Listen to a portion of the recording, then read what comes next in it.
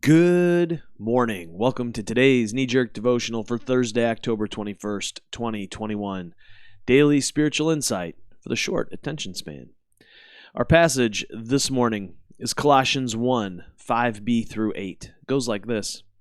The message is as true among you today as when you first heard it. It doesn't diminish or weaken over time.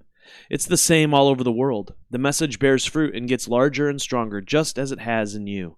From the very first day you heard and recognized the truth of what God is doing, you've been hungry for more. It's as vigorous in you now as when you learned it from our friend and close associate Epaphras.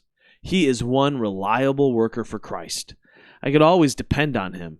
He's the one who told us how thoroughly love had been worked into your lives by the Spirit. Sometimes I think we miss out on the reality that the gospel message is not something that we can control. It's living, it's active. Or as it says here, vigorous.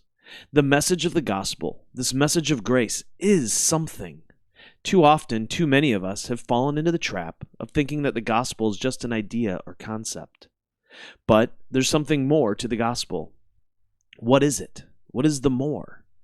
I think that the more is the reality that the gospel is not simply a truth to be believed or an idea to give intellectual assent to. It is a call to join God in the work that God is doing in the world. This work is the work of reconciliation. God is bringing together the whole of creation. As I read the scriptures, what I see is a descent into isolation, separation, broken relationship. In a word, exile. It seems as though the trajectory from Genesis 3 until the coming of Jesus is one of greater depths of exile. The story, of course, begins in Genesis 2, where all is good. The whole of creation is living in harmony. There is no exile.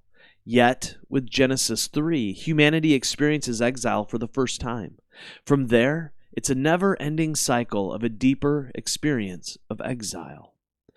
Then Christ comes and shows the way of reconciliation.